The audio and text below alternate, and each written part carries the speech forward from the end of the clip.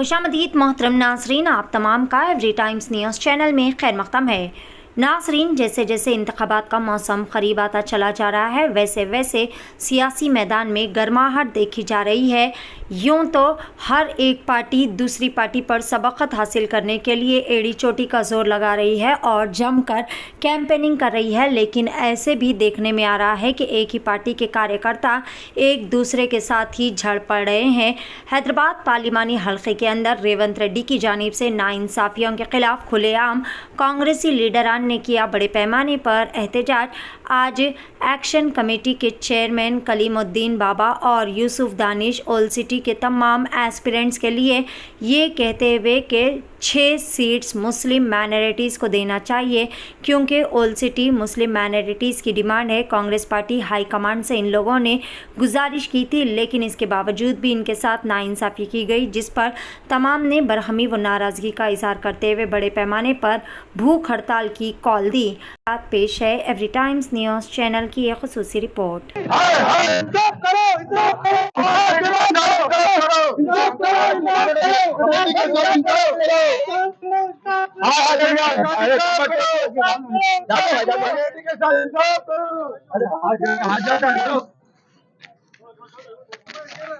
रेवंत रेड्डी, रेवंत रेड्डी, रेवंत रेड्डी, रेवंत रेड्डी, रेवंत रेड्डी, रेवंत रेड्डी, रेवंत रेड्डी, रेवंत रेड्डी,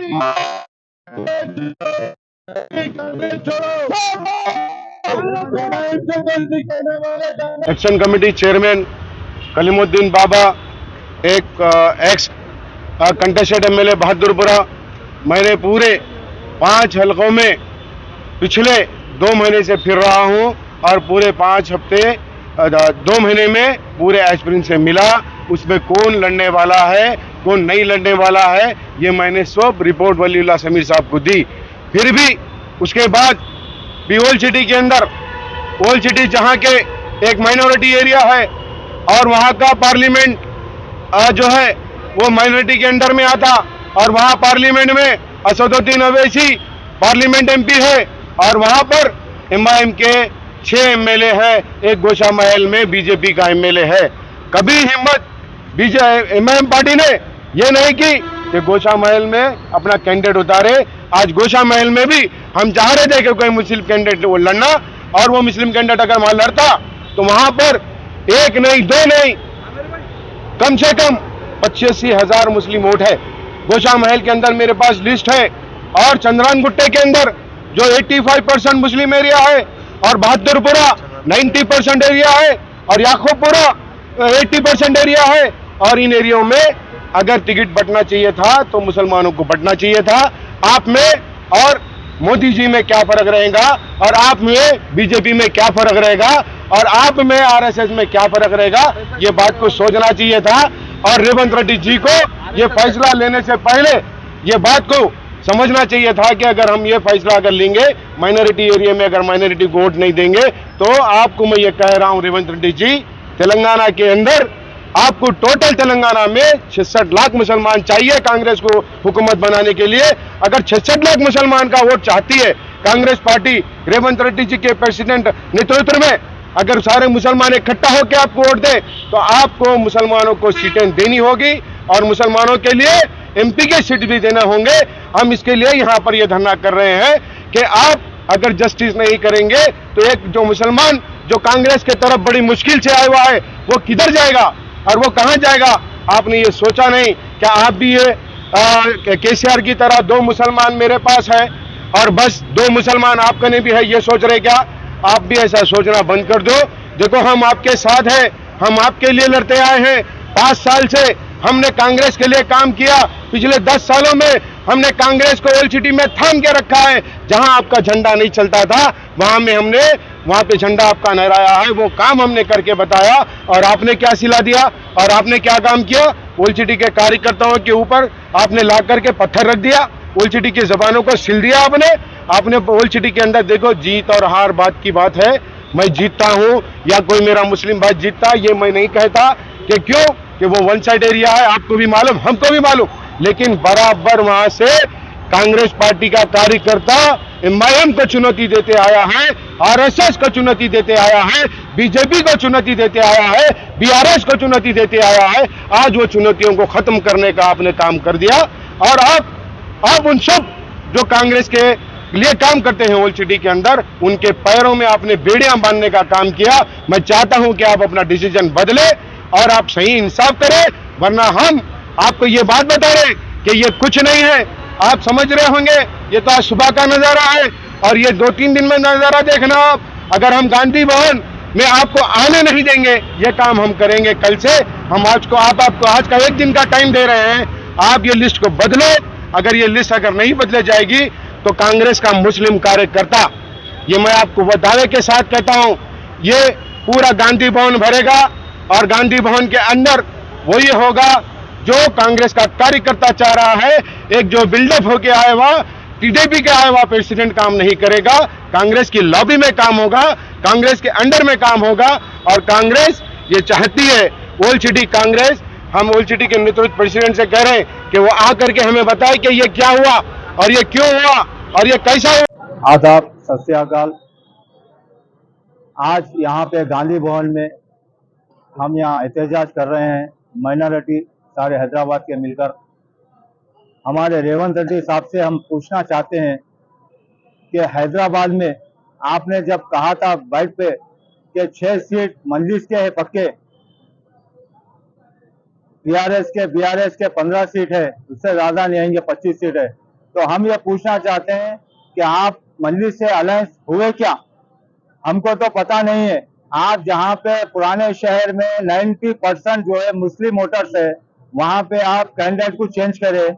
हमारे को कैंडिडेट से तकलीफ नहीं, आपका जो सिलेक्शन है पुराने शहर के लिए वो गलत है। हम बताना चाह रहे हैं आपको, आप जैसा अपनी मर्जी से जो है सबको जो है नाम डिक्लेयर करें। हम आपसे एतराज कर रहे हैं।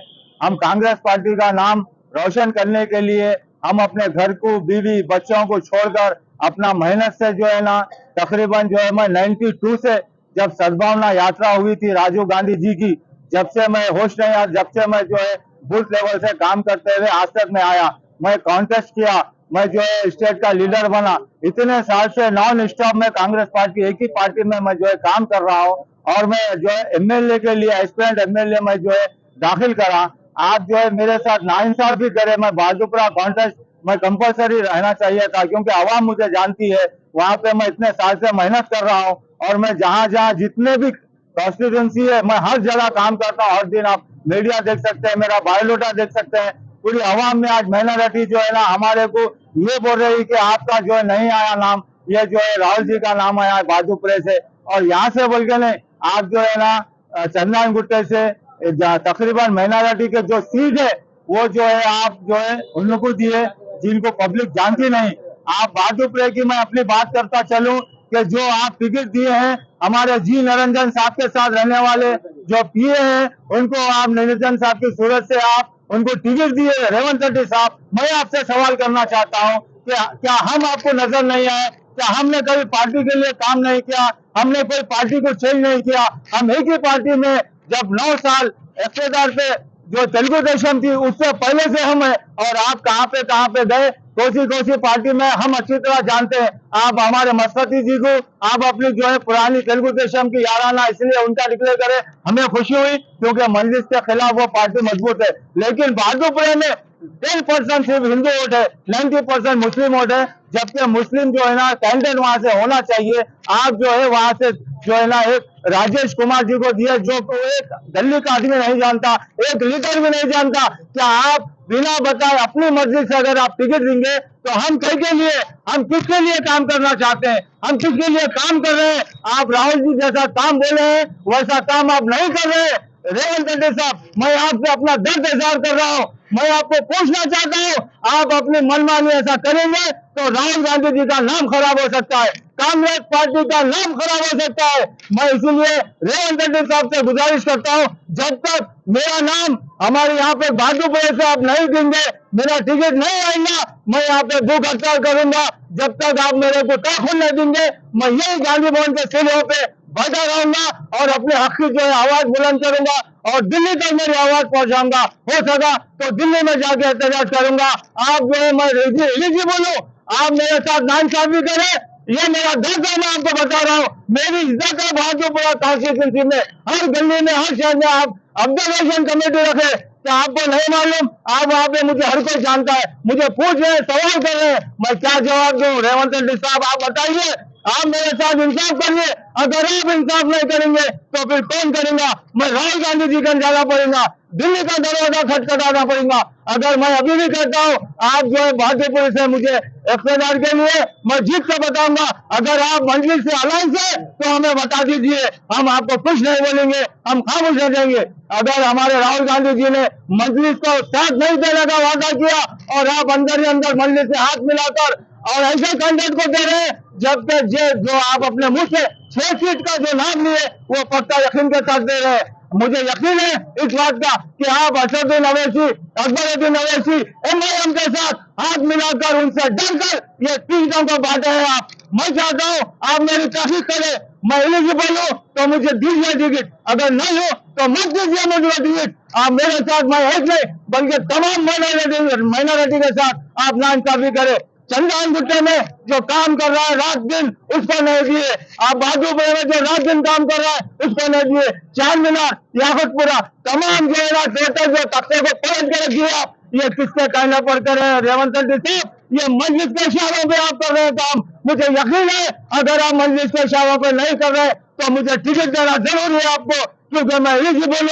मेरे साथ आवाम है बहादुरपुर की। मैं हमेशा जो है आप जिसके भी साथ भी देख सकते हैं, धरना जो दिया, हर धरने के साथ मैं रहना जरूरी है। मैं रहता हूँ, मैं कांग्रेस पार्टी का काम कर रहा हूँ और कांग्रेस पार्टी का काम करता रहूंगा। और अगर आप मेरी बात नहीं सुनेंगे, मैं दिल्ली का दरवाजा खटखटाऊंगा, AICC को जाके भूख हड़ताल करूंगा। और आज भी यहाँ पे भूख हड़ताल के लिए मैं बैठा हूँ, कोई बैठे या ना बैठो, मैं तो भूख हड़ताल के लिए आज से बैठ रहा हूँ।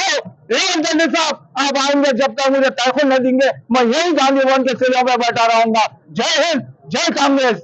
हज व उम्रा की बेहतरीन खिदमत का भरोसेमंद नाम Al-Hind global services private limited, सऊदी अरब और हिंदुस्तान से मंजूर शुदा Al-Hind global services private limited मक्का और मदीना के करीब रिहाइश और हैदराबादी लजीज खाने, मुक़द्दस मुक़ामात की ज़ियारत, डायरेक्ट फ्लाइट, 15 दिन का पैकेज डीलक्स सिर्फ और सिर्फ 85,000 रुपये और बजट पैकेज सिर्फ 85,000।